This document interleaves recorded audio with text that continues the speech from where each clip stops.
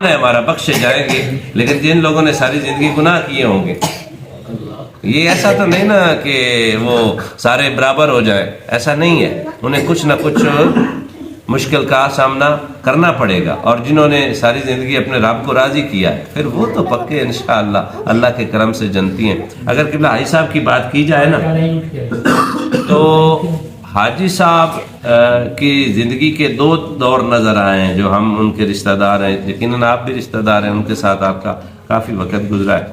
حاجی صاحب اوائل زندگی میں دنیا داری کے معاملات میں رہے، لیکن ان کے جو اواخر ہے نا، ان کا آخری دور ہے جو زندگی کا، اس میں انہوں نے عشق مصطفیٰ میں ایسے لبریز ہوئے کہ ان کی صحبت میں بیٹھنے والے کہتے تھے کہ کوئی عاشق رسول ہے۔ سبحان اللہ۔ ان کا قبلہ حافظ صاحب بھی اکثر بات کرتے ہیں، ان کا جو ہے نا تقیہ کلام، ان کا جو فیورٹ مضمون ہوا کرتا تھا وہ رسول اللہ علیہ وسلم کی شان، سبحان اللہ، میرے پاک نبی کی رفت۔ وہ ہمارے ہاں گاؤں میں کبھی فوتگی پہ جاتے تھے نا، تو جس طرح حافظ صاحب بھی کہتے ہیں، میں بھی اکثر کہتا ہوں کہ گل ساری سرکار دی۔ واہ واہ، انہوں نے ہمیشہ، ہاں جو آپ بیٹھے ہیں، انہوں نے ہمیشہ حضور کی بات کی، حضور کی شان و شوکت، کبھی حضور کے حسن کی بات، کبھی پاک نبی کے اختیارات کی بات۔ انہوں نے اپنی زندگی میں ایک بہت بڑی سیرت عظمت مصطفیٰ پہ نا ایک بک کا ان کا ارادہ تھا، ایک کتاب لکھنے کا۔ ابھی بھی وہ حاجی صاحب کے نوٹس ہمارے یہاں پڑے ہیں،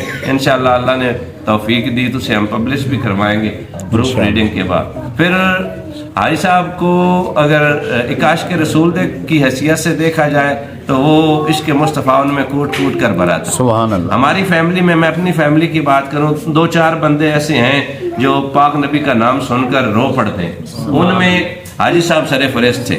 سبحان اللہ۔ اور بھی ہیں میرے بھائی قاسم علی صاحب ہیں، اور بھی ہیں ہماری فیملی میں جو میرے پاک نبی کا نام سنتے ہی ان کی آنکھیں جو ہے نا نم ہو جاتی ہیں۔ یہ حافظ صاحب تشریف فرمائے، ان کی حاجی صاحب سے جب سیٹنگ ہوتی تھی، حضور کی عظمت پہ بات آتی تھی، تو حافظ صاحب کہتے ہیں کہ پتہ ہی نہیں چلتا تھا وقت کتنا گزر گیا۔ اس طرح حاجی صاحب اللہ پاک ان کے درجات بلند فرمائے۔ پھر اگر دوسرا پہلو دیکھا جائے نا گھر کے معاملات میں، میرے قیمہ صلی اللہ علیہ وسلم نے ارشاد فرمایا تم میں سے بہترین شخص وہ ہے جو اپنے گھر والے کے لیے بہترین۔ سر ایسا ہی ہے، اپنے گھر والوں کے لیے وہ ایک پرفیکٹ فادر تھے، ایک مکمل باپ کی حیثیت سے اپنے بچوں کو ایسی تربیت دی، ایسا پالا پوسا کہ انہوں نے اس معاملے میں بھی کسر نہیں چھوڑی، اور کوشش کی ہے کہ اپنے بچوں کو اچھا انسان بنائے۔ اور انشاءاللہ نیک اولاد صدقہ جاریہ ہوتی ہے۔ نیک اولاد ہم میں سے کچھ باپ ہیں اور کچھ انشاءاللہ آنے والی زندگی میں بن جائیں، ہمارے لیے ہماری اولاد ذریعہ نجات ہوتی ہے، بخشش کا سبب بنتی ہے، ہماری مغفرت کی وجہ بنتی ہے۔ ہماری اولاد اگر اچھی ہوگی نا، نیک ہوگی، پارسا ہوگی، نماز پڑھنے والی ہوگی، حافظ قرآن ہوگی، اس کے اعمال اچھے ہوں گے، میں مر بھی گیا نا تو میرے بیٹے کی دعا کے توسل سے میری قبر میں نور اترتا رہے۔ سبحان اللہ۔ اور اگر میں اپنے بچوں کو 5 وقت کا نمازی بنا گیا تو جب بھی اللہ کی بارگاہ میں وہ حاضر ہوں گے نا تو اللہ کی بارگاہ میں درخواست کریں گے ربنا اغفر لی والوالدیّ، تو پھر مہربانی اور کرم فیضان قبر میں پہنچتا رہے گا۔ میں سمجھتا ہوں جن کے والدین اس دار فانی سے رخصت ہو چکے ہیں نا، سب سے بڑا اصالِ ثواب حاجی الطاف حسین یہ ہے کہ بندہ نماز پڑھے، سب سے بڑا اصالِ ثواب۔ وہ چاہتا ہے کہ اس کی دعاؤں کا فیضان اس کے والدین کو پہنچے، اسے چاہیے ہر نماز میں۔ اللہ تبارک و تعالیٰ تو اہتمام فرما چکا ہے کہ تجھے تب تک تو پایا تکمیل تک تیری عبادت نہیں پہنچے گی جب تک تو اپنے والدین کے لیے دعا نہیں مانگ رہے۔ ہے کرم یا نہیں؟ اور سر جی ہم اپنے والدین کے لیے اگر دعائیں مانگتے ہیں تو یہ کوئی ان پر احسان نہیں کرتے۔ تو کبھی اپنے آپ کو دیکھنا، تجھ پر تیرے والدین کا کتنا فیضان ہے۔ میری تو رگوں میں بہنے والا خون ہی میرے والدین کا ہے۔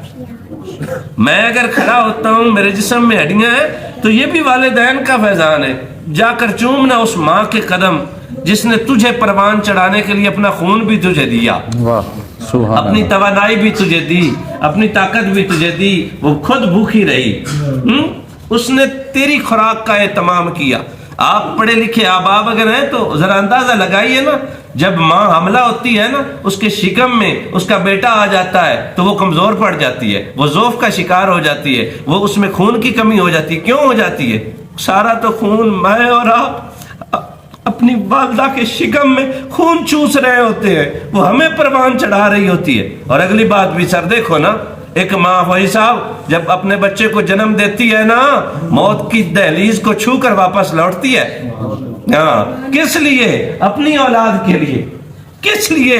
وہ اپنا کفن اپنے تکیے کے نیچے رکھ کر اپنے بیٹے کو جنم دیتی ہے۔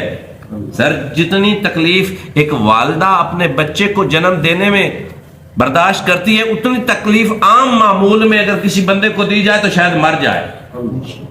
پھر صوفیاء نے، سیانے لوگوں نے لکھا ہے ماں مرتی کیوں نہیں؟ میں اکثر بات کرتا ہوں وہ اس لیے نہیں مرتی کہ اسے یقین ہوتا ہے آنے والا اس کی آنکھوں کا نور ہے، آنے والا اس کی آنکھوں کی تسکین ہے، ٹھنڈک ہے، اسے امید ہوتی ہے بیٹا آئے گا تو بڑھاپے میں ہاتھ تھامے گا، بیٹی آئے گی تو غم گسار ہوگی، دونوں ہی آ گئے نا، میری تو چین، میری تو راحت کا سبب بنے گا۔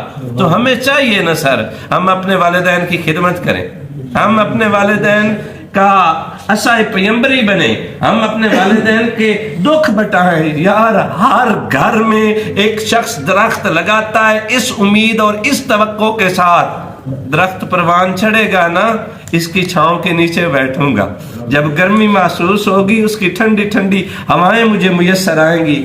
ہم اولاد ہوتے ہوئے اپنے والدین کے لیے ایک سایہ دار درخت بھی نہ بن سکے۔ میں نے کب وقت نکالا کہ میں اپنے والدین کے قدموں میں بیٹھا؟ میں نے کب وقت نکالا؟ میں نے اپنے والد محترم کے قدم دبائے؟ میں نے کب اپنے والد کے قدم چومے؟ میں نے کب اپنے والد کے دونوں ہاتھ تھام کر کہا بابا تو نے بڑی مشقت سے مجھے پالا ہے، بابا تو نے بڑی ہمت سے مجھے پروان چڑھایا ہے، بابا تجھے قرض بھی لینا پڑا تو نے قرض بھی لیا، بابا تجھے فقیر بن کر دروازوں پر بھیک مانگنی پڑی تو نے مانگی، بابا تجھے امرود بیچنے پڑے تو نے بیچے، بابا تو آدھی رات مجھے پروان چڑھانے کے لیے سانپوں کے کھلے منہوں میں قدم رکھتا رہا۔ بابا میں تیرا بڑا مشکور ہوں، میں تیرا شکر گزار ہوں۔ یارو یہاں سے کوئی تجھے اور مجھے اٹھائے تحصیل چوک تک ڈراپ کر دے، اس کا 2 بار کہتا ہے تیرا شکریہ۔ اور جس باپ نے جنم لیتے ہی تجھے سینے سے لگایا اور پروان چڑھاتا گیا، آخر کار تجھے دلہا بنایا واہ واہ، اور تیری نئی زندگی کی ابتدا تک تیرے ساتھ چلا، اس کا شکریہ بنتا ہے یا نہیں؟ بتاؤ نا یار، بنتا ہے یا نہیں؟ تو ہم نے کبھی ادا کیا ہے شکریہ؟ ہم نے اپنے والدین کا کبھی شکریہ ادا کیا ہے؟ سانو تو ہمارا سب شرم آندی۔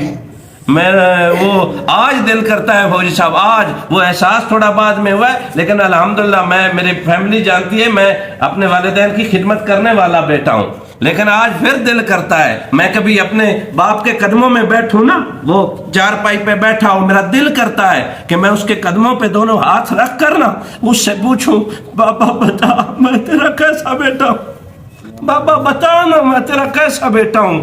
اگر ہاتھ رکھ کر پیشانی پر بوسہ دے کر چوم کر کہتے میرا پتر میں تو دعا کرنا ملا تیرے ورگا پتر سارے نو دے تو پھر سمجھ جا عرش والا خدا بھی راضی ہے تو فرش والا مصطفیٰ بھی راضی۔ سبحان اللہ، ایسے بیٹے درکار ہیں۔ خدا را اپنے والدین کی خدمت کریں، وہ زندہ اگر ہے تو تمہارے پاس بونس ہے، جب قبر میں چلے جائیں گے نا میٹھی میٹھی ٹھنڈی ٹھنڈی دعائیں دینے والا کوئی نہیں رہے گا۔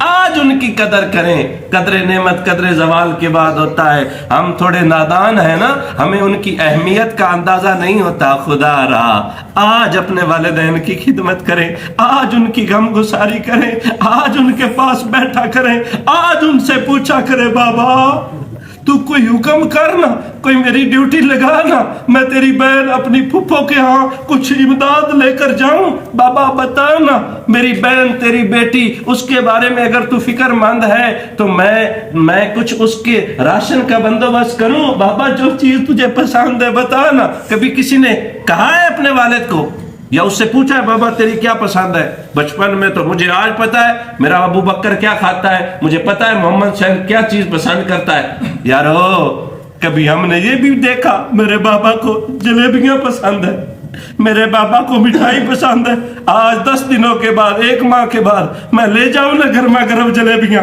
اور کہوں بابا دیکھ آپ کو پسند ہے میں لایا ہوں۔ ہم اس معاملے میں پیچھے، خدا را میرے پاک نبی نے فرمایا تھا یہ دونوں ہما جنتوں کا و ناروں کا، یہ والدین یہ ماں باپ تمہارے لیے جنت بھی ہیں اور جہنم، لیکن ہم نے سوچا ہی نہیں۔ دعا کرتے ہیں اللہ تبارک و تعالی ہمیں اپنے والدین کی خدمت کی توفیق دے۔